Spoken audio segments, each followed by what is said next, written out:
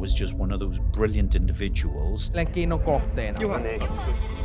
And even Formula One drivers would say rally drivers are the best. My God, I thought it was the end. Aika isot urat, niin vähän liian kovaa vaan That would be a worst case scenario. tielle, mutta samalla vauhdilla tietenkin valuu perseojaa ja kaatuu uudestaan. Well, welcome to the podcast, Nicky. Thanks very much for coming on. No, it's a pleasure. Perfect. It's a pleasure, Elliot. So, you don't need much of an introduction, obviously, but you know, for those who've been living under a rock, just give us a basic idea of who you are and what you've done as your career. Well, life started off in Ebbw. I was born just up the road here in the Rookery, and but eventually got into some road rallying, which then progressed into what they called closed road stage rallying. And then progressively went up and up the ladder. And then I started co-driving professionally for Ford Motor Company, Subaru, Mitsubishi, Toyota, and others, and joining multiple world champions and ending up with famous Brit Colin McRae. So, I've been a co-driver for 13 years in the World Championship. So I've had a good time. Yeah. I'm sure we can delve into a couple of different stories and things. There's plenty. I'm looking forward to those. But how did you get into it? Was it a passion for rallying itself, or was it the conditions and where you grew up, or how did you get into rallying itself? Well, when I started life, I had no interest in rallying at all. And my passion was golf. And, I was a member down at Monmouthshire Golf Club in Abergavenny. And, when I left school, I went and was an assistant professional for the professional there. And, one night we had an engagement party in Gilwan, my home village. And some guys were going to watch this rally. I thought, oh, what rally is that then? Oh, it's passing over the top of the keeper's pond. So I said, right, okay, after the party, off we went up on top of this mountain. There was all these people there. And then these cars started to come through. And I thought, my God, I didn't know this happened. So then there were some people there who went to the start and they were going to another place that we knew. So we tagged on and followed them. And now 5 o'clock in the morning, I was in Hay-on-Wye having breakfast. And I thought, my God, this is brilliant. I had no idea this went on at all. And from that moment on, it became an interest. Yeah. Which then I started following a few more, joined my motor club and met like-minded people. And then I started having a go and, things progressed from there. Quite quickly as well, I imagine. Well, yes and no. Yeah. It took a little time, because to do it well, you need experience. Of course, It's like anything in this life, isn't it? But, I think, getting enthusiastic about it and pushing the boundaries and, putting a lot of effort in pays dividends. Yeah, of course. Well, what inspired you to be a co-driver rather than a driver? I know you did some driving yourself, but what inspired you to have a career as a co-driver? Well, I was an assistant golf pro. So I left school, went and joined a member of Dad's and my golf club, Phil Worthing, his name is. He was the pro. Yeah. And he was a tight git. I was only earning 15 quid a week or something. Yeah. I mean, I couldn't afford a rally car. Yeah. I couldn't. I mean, I was driving a Riley Kestrel. Do you know what a Riley Kestrel is? I have no idea. See, too young. I wouldn't even know what it looked Dad like. would know what a Riley Kestrel was. He would definitely know. So, I didn't have the money for it. Yeah. But the cheapest way for me to do it was navigate because then it was just a couple of quid for an entry and some maps and some pencils and off you go. Yeah, of course. So, and that's where it started. But, as time went on, I slowly but surely climbed the ladder and I just got to the point where, I was probably competing at a far higher level as a co-driver than I'd ever achieve as a driver. Yeah. So I just kept going with it. And like we said, growing up in Ebbw and things like that, how do you think that influenced your career as a whole? Did that have any impact to your upbringing and anything like that? I think the one thing that probably coming from this part of the world, you've got a personality. Yeah. And I think, being able to speak to people, chat to people, and I think that element helped getting on with certain individuals, teams, team managers. Oh, he's a nice lad. Yeah. You know, don't get me wrong. You know, they expect you to be good at what you do. Of course. But it's the other things that make the difference. And I think the one thing that probably Vale brought to me is my personality, and that made a difference. Good.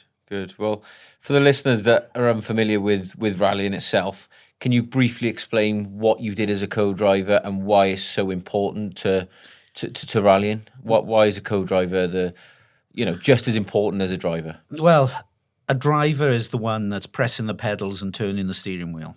So he's the one that's actioning the speed. But it's the co-driver, basically, that's telling him how much to turn the steering wheel and how hard he should brake and how fast is the corner through the pace note system, and reading those precisely at the right time when he needs it to make that decision is all important. But that, from a driver's perspective, is the most important thing. But there's many other facets to being a co-driver. It's coordinating the service. How many stages we've got, how many kilometers have we got, how much fuel do we need, what tires do we need?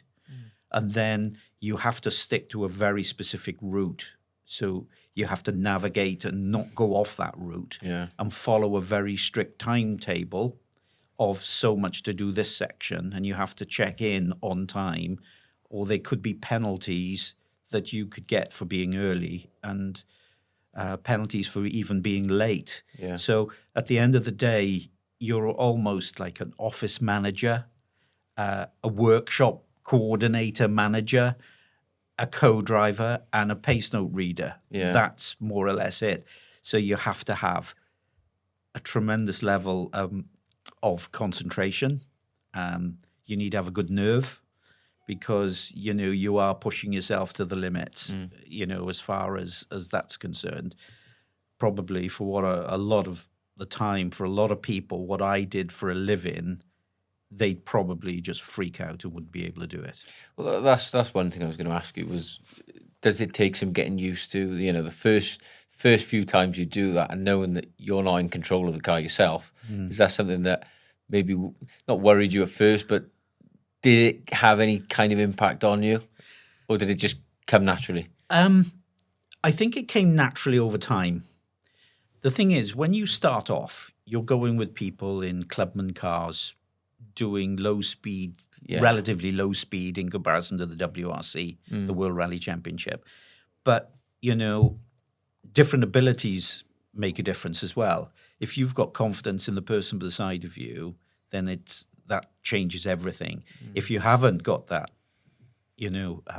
level of, comfort with the driver, then you're always thinking what he's doing. Of course. So every step I took, I always managed, and I was a little bit ruthless, I suppose, when I went up through my career, of choosing somebody who was faster and better cars and better driver and better program and this, and getting faster and getting faster and getting faster. So it was a nice gradual climb to the point of, here we are, we're right on it now. Yeah. But every step I took was a little bit. So it's easy. Yeah, of course. You couldn't just jump from a road rally in Abergavenny to go and compete in Rally Monte Carlo with a factory team. Then it would be, it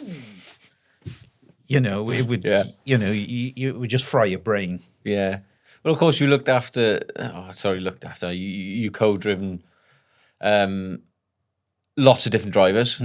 One of those, which we've spoken about earlier on today, you were Kankkunen. One of your most memorable, I'd say, drivers that you work with.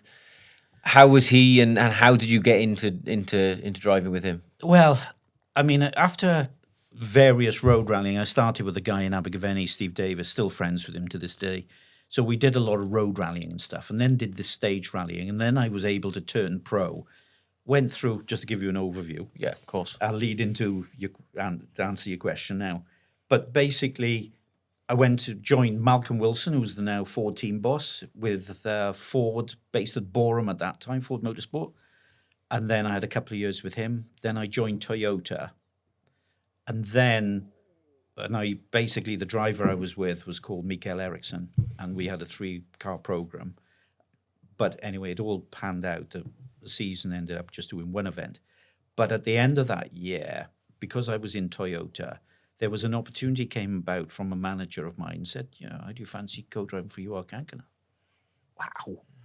And he was 3-time world champion then. Yeah. Big name at the time. This is massive. From those professional drives that I've had and being in the WRC, now this was like jumping straight to the top step. Do you know what I mean? It doesn't get better than that. So we started the negotiations or just chatting and all the rest of it. Anyway, it came down to really sort of early December, and he decided he was going to stick with his co-driver.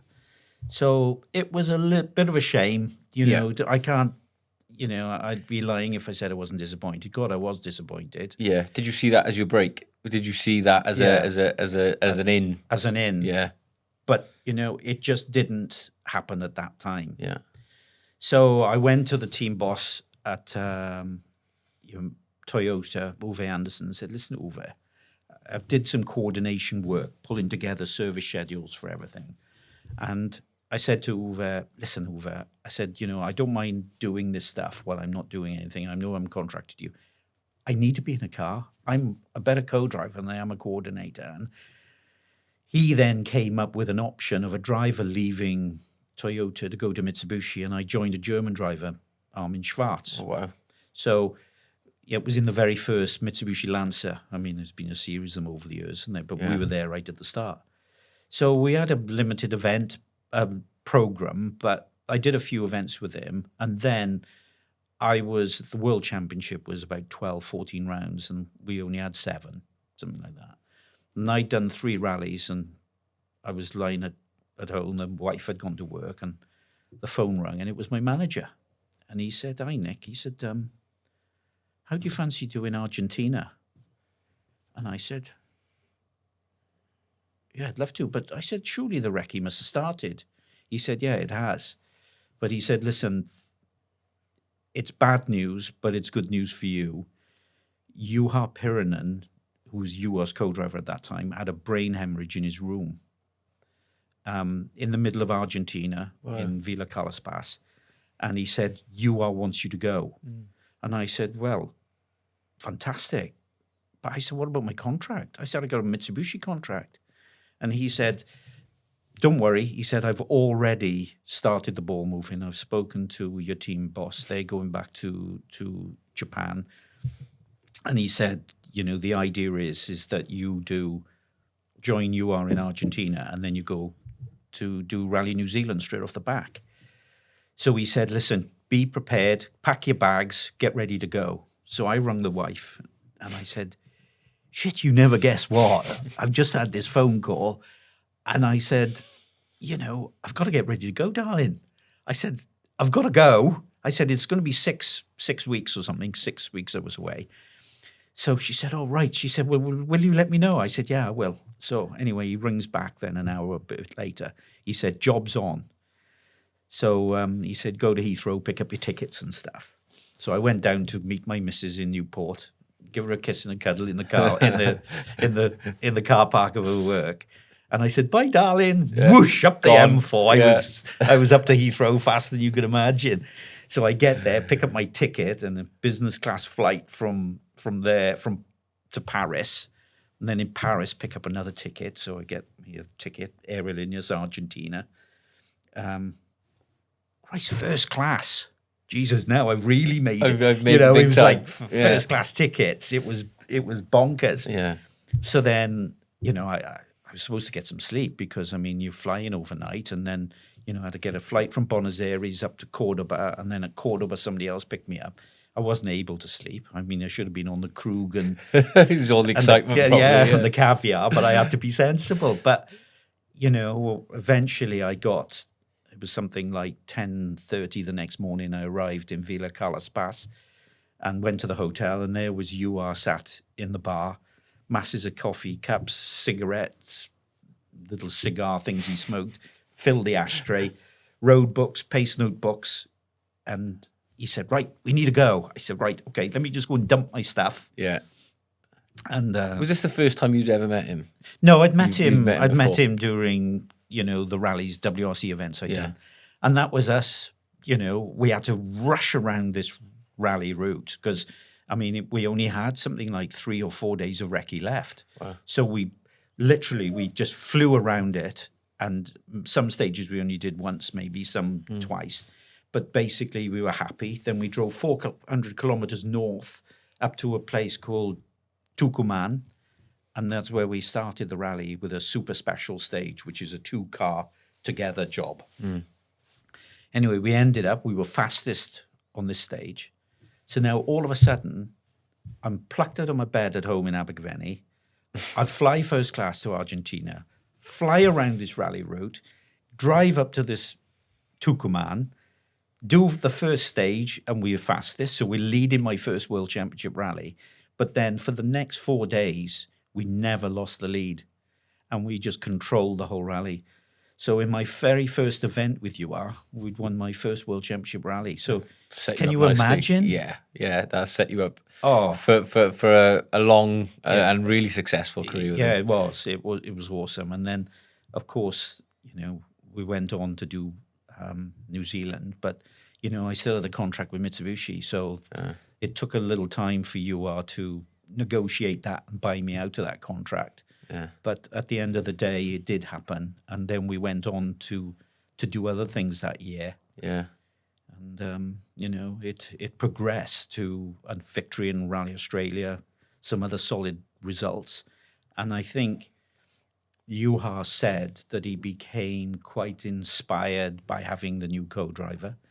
He said he could feel the difference with me in the passenger seat because Juha was a big guy. So he said, I can feel the difference in the handling is a benefit already. The car's better. Yeah.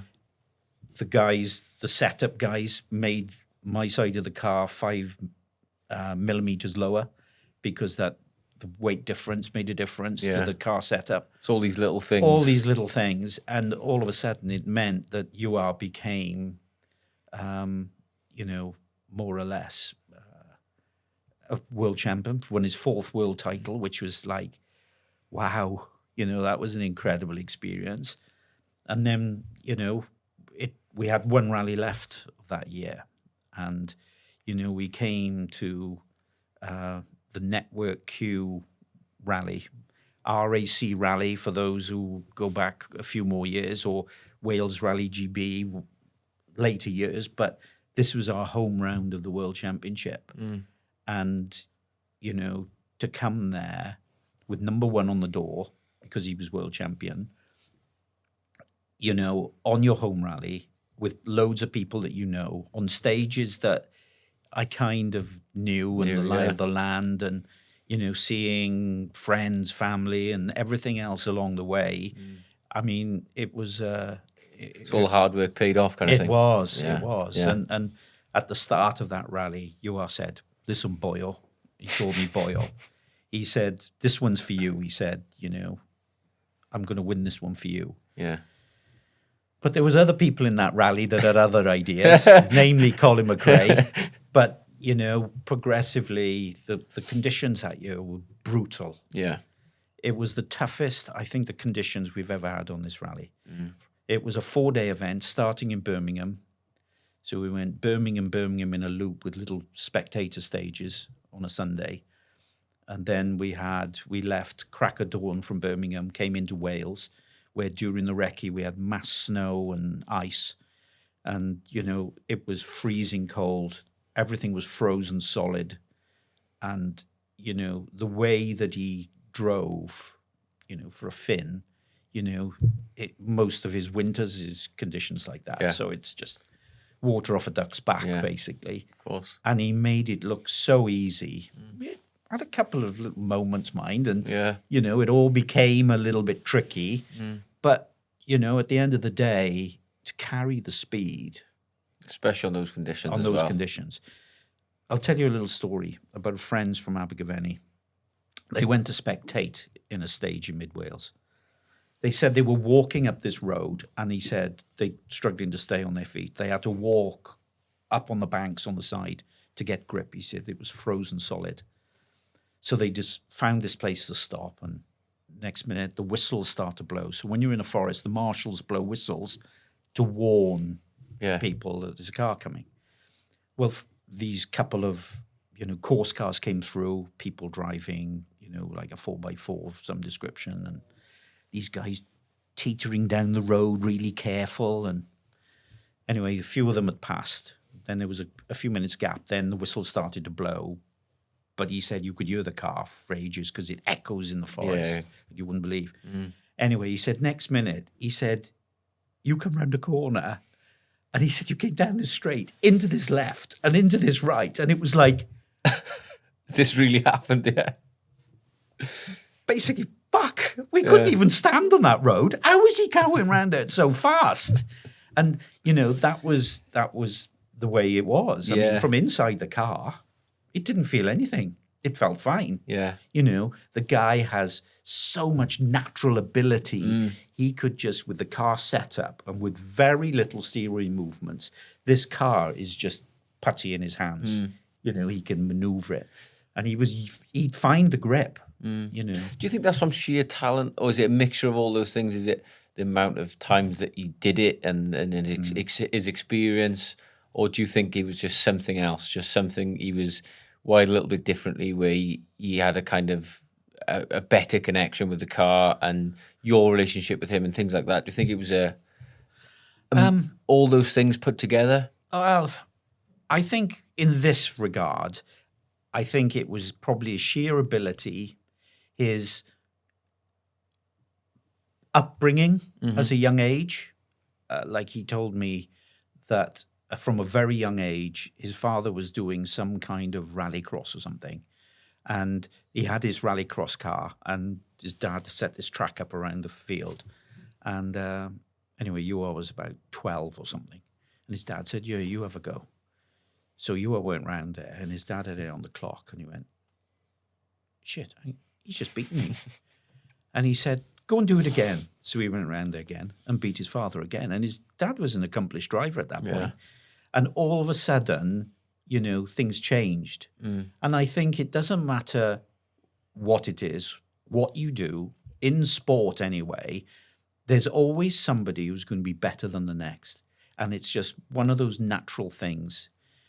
I'm into golf, and you can see that there are professional golfers, but then there are a few professional golfers who win everything because they've just got that something extra. A different eye or... And that little bit is a big bit in reality. And that's what Ewa had. He just had that ability. And it shone through in all his professional drives. He had more opportunities to drive better cars with bigger teams. And he progressively then worked his way up into the higher echelons of the sport. And the more he did, the better he became. And, a 4-time world champion, that is some achievement. And it's not like going around a racetrack like Formula One drivers. No. You are taking roads at real high speed that a lot of people would be petrified to drive 15 miles an hour on, but that's the sport brings out the best in drivers. Yeah. And even Formula One drivers would say rally drivers are the best. And, Ewa was just one of those brilliant individuals that became extremely successful. He was very fast, but he really knew how slow he needed to go to make sure he finished and picked up points. And at the end of a season, points means prizes. Hi guys, hope you're enjoying this month's content. If you're in the market currently for a commercial vehicle, then please head over to our website at david-spear.com or pop over to our showroom in Tredegar. With over 30 years of experience and unbeatable customer service, you're in safe hands with us. Thanks for watching. I'll let you get back to the video. Well, let's take a look at some of the pictures that we've got of you together, and you can tell us where they all started or where they came from. He was a good-looking bloke back in the day, fair play, and he was a bit of a heartthrob, but you could see he's a lot taller than me. Yeah. But a bit of a piss take there with him leaning on my shoulder. But, a lot of what came with UR, was sponsorship. Yeah. We were a Marlboro World Championship team, so that brought extra kudos for us. But, you know, you could see he was very relaxed and we were good together. But we've got some other car shots here as well, I think. This is quite a good shot. Okay, this car came much later in our career. But you can see this is in Sweden. This is on a frozen lake near a place called Torsby. So we came out of a forest. We came onto a frozen lake where they've snow plowed. And I think we had something like 5 or 6 kilometers of road on a frozen lake. But, you know, the commitment here, difficult to see. The front wheels are dead straight there. So this is just sheer commitment. Put it into a big slide, not trying to correct it. He wants the car to slide. And you can see how much snow dust is coming off here. But it's just sheer commitment to keeping the car on a line and keeping that drift going. And just trusting the process. Yeah, but this was his bread and butter. But you could imagine with a metre of ice underneath us there, it wasn't going to be an issue. But the tyres were pretty special for this because you had narrow tyre, probably a 155, really narrow, like probably a Fiat 500 really narrow tyre. But we had just over 400 spikes in each tyre. Wow. So we had probably more grip on this surface than probably, or even similar to what we got on gravel. So what are the benefits of a narrow tyre to someone that's perhaps untrained? What benefits you can get from a narrower tyre on that type of surface? Well, it allows the tyre to dig into the road because you've got a smaller contact patch. When you're leaning on it and braking on it, it's forcing a smaller area to get down through any loose snow and what have you, down into the base below, because then allowing the spikes to get into the ice, dig into the ice and get grip in the ice, basically. Like this is fairly clean. You can see that there's a little bit of snow on the surface, but lines are being made. But you could see, you know, the lines here. Yeah. Everybody's in those lines. So it just helps. But when we get more of a snowy condition, the narrower tyre digs in a lot better, allows you to get off the soft stuff on the top and get to the hard stuff and get grip underneath. Wow. It's a bit of a black art. And it looks it. Oh, but temperatures had a massive impact as well. I think even for the average person driving on a little bit of ice on our winter roads, you kind of panic when you slip. So I think to keep you cool going around there is amazing. But you know, if it was -3 or 4, then that would be relatively soft. Yeah. The ice would be soft. So you could use a longer spike to get more grip and get down through the slushy stuff into the bottom. Yeah. But when it's really cold, and we had some events in Sweden, it was like -30 or something, well, then the ice is like... So then you have to have a smaller spike because a longer spike wouldn't go in and it would like squirm like putty on the top, and then you'd lose your steering and your precision and your grip. And so choosing the right tyre at the right time to suit the ice, to suit the temperature, to suit the snow, It's everything. And at the end of the stage, it makes a difference. It's all these little things that people perhaps don't think about, do they? No. When you think about all the tyres and everything else and the aerodynamics and things that go into these cars, people just watch them go around and you think, well, yeah. You know. And all the work that you've got to put in before you get there, because you would have done 2 or 3 days of testing. So you'd always be trying all the different options, trying different setups, coming up with an optimum setup for the car. And then you maybe do some development testing of new parts and stuff. So, you know, there's a lot goes into it before we get here, let alone doing your reconnaissance and the pace notes, and then into the rally car itself. No, there's a lot more to it. wow. I don't know what we got next. Yeah, let's have a look. Well, this this was that Rally GB, which was where we ended 1993, and you know we were under a bit of pressure by Colin McRae, and he, you know, through Wales, he slowly caught us up and overtook us, and then we restarted from Lancaster, and we went into the Lake District through the forest, Grisdale Forest. And then we got up north of Carlisle to stages called Kielder Forest. I think it's the largest forest, man-made forest in Europe. It's a massive complex, but it's really punishing. When you get in there, you're in the middle of nowhere, and it was demanding. But Colin actually went off in there and damaged the radiator. Drove out to the stage to get to service at the end, but he'd completely cooked the engine. Yeah. And then basically he retired. And then that put us, we were like leading by about 2.5 minutes or something. Would you have known about this at the time, or would it have been something you found out afterwards? No, we knew about it because we would have passed him, because I think Colin was in front of us on the road. So we saw him off. Yeah. And then he got on the road afterwards. Right. But then we knew then. It's a little bit of through the team. Yeah. Because, you could imagine the team here was maybe over 100 people, masses of vehicles. But we had an aeroplane flying around at about 15,000 feet. Planes always flying above the rally cars. So we always had communication by radio with all the teams, so they knew where we were, what was going on. Yeah. So, mobile phones were not such a big thing back in 1993. So everything was by just radio. So we knew what was going on. Yeah. Yeah. All the stage times when they were coming through and stuff. Yeah, there was a little bit of pressure off then at that time, you think? It was, yeah. But, for a lot of people, that would be a worst case scenario. Having a very comfortable lead and having 2.5 days of rallying to go, or 1.5 days of rallying to go, and one of the toughest areas of the route up in Kielder, a lot of people could go off, making sure they didn't go off. But Juha, with his ability, fine. Finish the job. And he made it look so easy.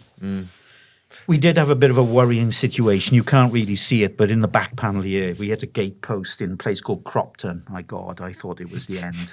And it was an icy thing, and it just went really narrow on us and bang, hit the back. But it was just body damage, fortunately. Was this on the final day? Yes. Right. So it was a big skate then. Yeah. But, it as I said, conditions are the worst you could imagine. Yeah. And these things can happen. But sometimes the better the driver, the more you can drive around these things. But anyway, as it was, you can see that we won it. And coming up onto this ramp, I don't know what these Coldstream guards would they be? I can't remember. But they have these big trumpets, and they would trumpeted you up onto the finish ramp. I mean, the feeling was immense. Yeah. It looks like you got a feeling was immense. So that was my first year with Juha. So this was end of first year. This was the final. Yes. Right. I had another 2-3 years with Juha after this, because contracts continued, and we only won one other rally, which was the year after this in Portugal, in this model Celica. But then we moved to that new shape one that we just saw on the ice lake. But the car was never as good as this one. It was a lot longer. I think the whole setup was not right. It was a bit too bulky, and it just never worked. And we never had a great success with that car at all. Wow. It just wasn't right in comparison to this. And so you didn't have as much confidence in that car as you did before? Well, the car didn't work as well. You had a tremendous ability to drive around things, but when it came down to it, the machinery is really important. Yeah. You can't. Lewis Hamilton. Let me use another scenario. If Verstappen went out of a Red Bull to drive Sauber, Valtteri Bottas. Is it Sauber, the team now? It used to be Sauber. But if he drove a car on the back of the grid, he wouldn't be able to compete at the front of the race because mechanics is still all a machine important. at the end of the day. Yeah. Ability can only go so far, effectively.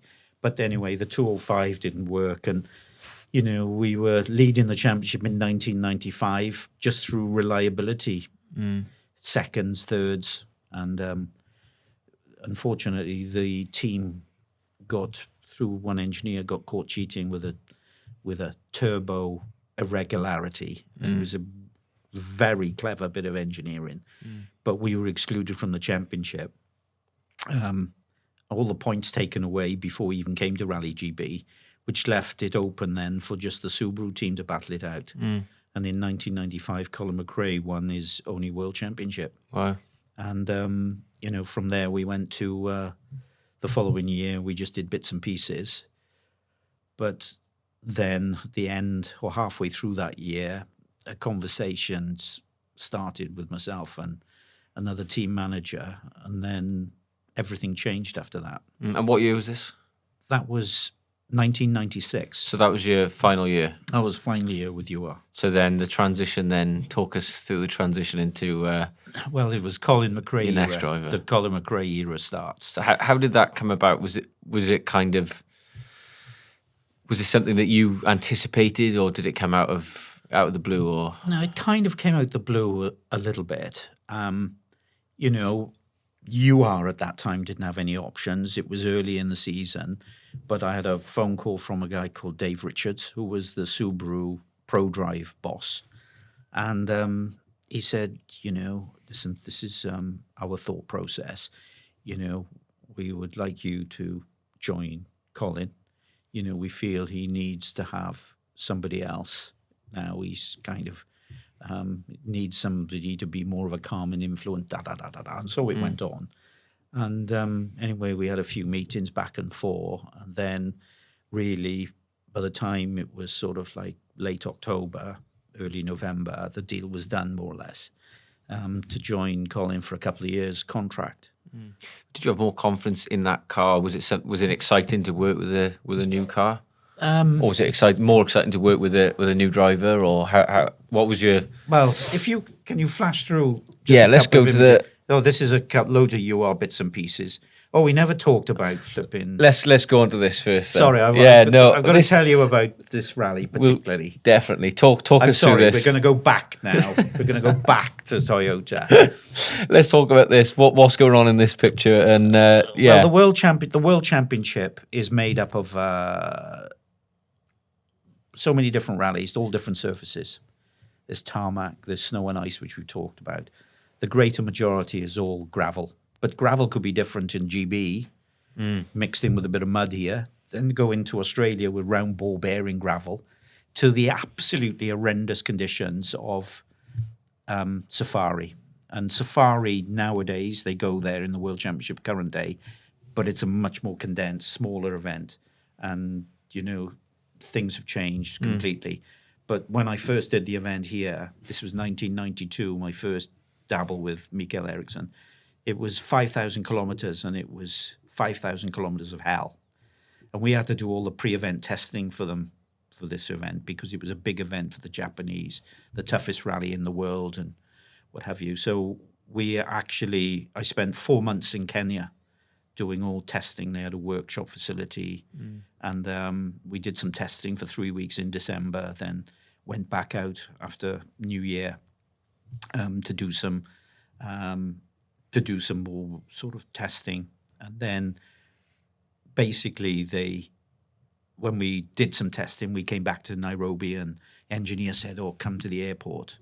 Went to the airport, and there was this bloody great big Antonov cargo plane, and the whole front of the plane opened up, and out of the front of it became 2 service vans, 2 Land Cruisers, a brand new rally car. There was loads of spares, wheels, tires, everything came out from there. And then there was a helicopter came out. So this basically, this was all for us, for our testing. Yeah. So then what they did, and we went and did a reconnaissance of the route, which took us a week to go around the route to make our notes and stuff. Then we came back to Nairobi, then they prepped everything, and then we did a thing called a high-speed test. So then you restructure the whole rally route, giving the service, the amount of service you'd have, everything was basically as it would be on the rally. So they could assess how the car performed, if there was issues on certain sections, if they had to change how they approached the event. So we did that twice. So now all of a sudden we'd done 15,000 kilometers of just the rally route, let alone all the testing. And then basically once we'd done that, we were ready to start the rally. So for me, Africa was the one rally because I felt there were so many things you had to prepare for because it's like nothing you would believe.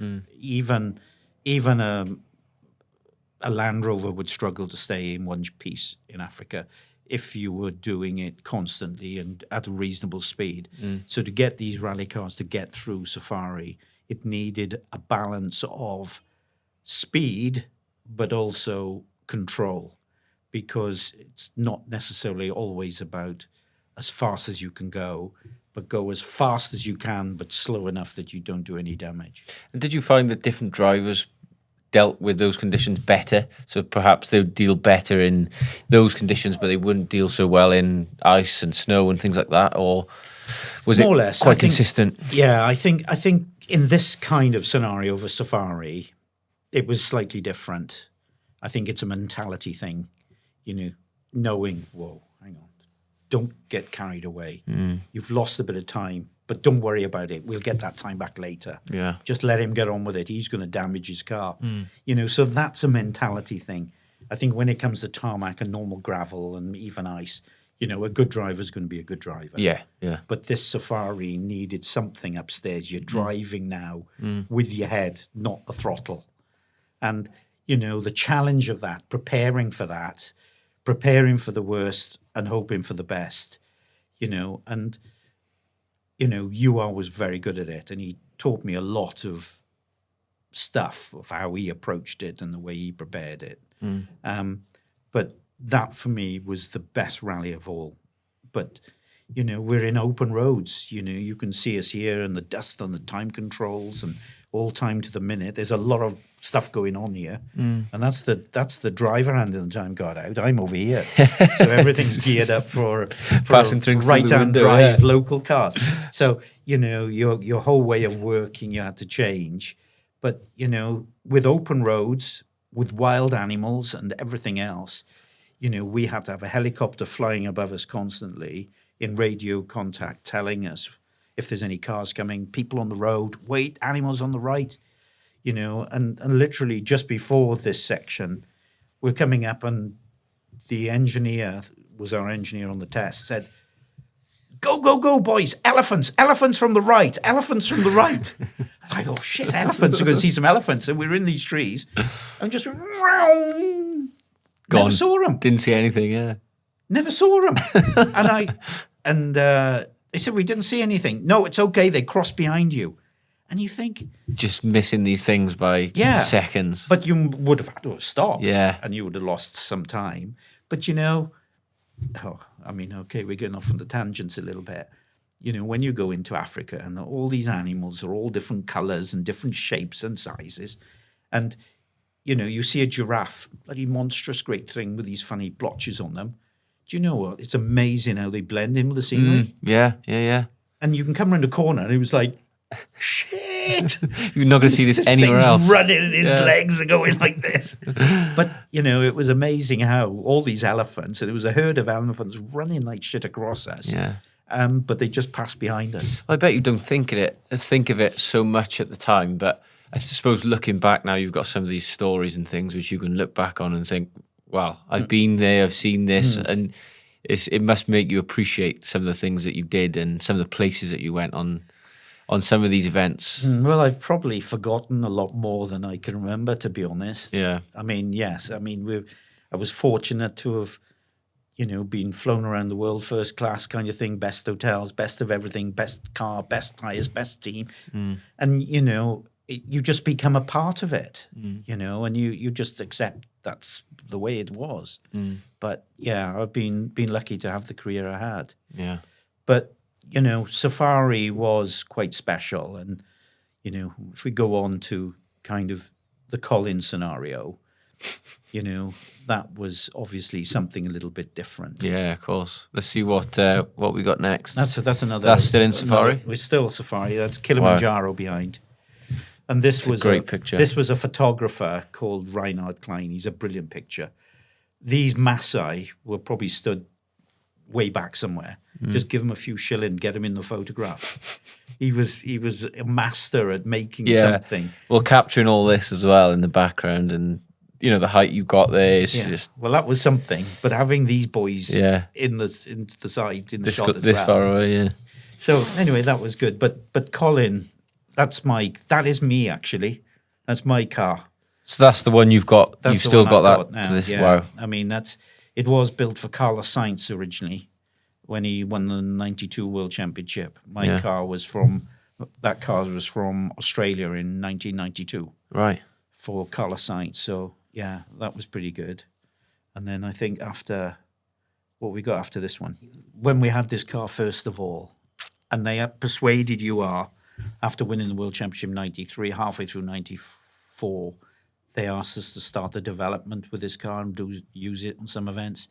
And the engineer came up with this super strut suspension. On paper, it was a brilliant idea. And maybe on a road car, it would work.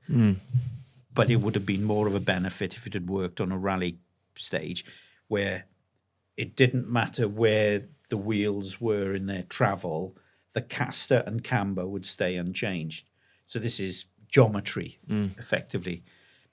This is the way that the car handles and performs and everything else. So it helps with steering, cornering and braking. Geometry is quite important. So this multi-linked super strut suspension didn't change all the casters and cambers. So it had the optimum wheel angle set up all the time through the travel. On paper, as I said, it was a great idea. But when you start putting the stress and strains testing and the G forces and everything, all these joints started to wear, and you'd end up the steering wheel would turn this much before you'd even turn the wheel, and it just was a nightmare. And so they had to scrap all of that, and then we get into normal McPherson strut. Yeah, well, it just goes to show, doesn't it? It might sound like a good idea, or theoretically it might be a good idea, but until you test it, you're not going to know, are you? No. Well, it was completely new at that time, and nobody else had even thought about it. But nobody thought about it after that either. So forgotten about. Move on. So move on. And okay, this is the McRae era.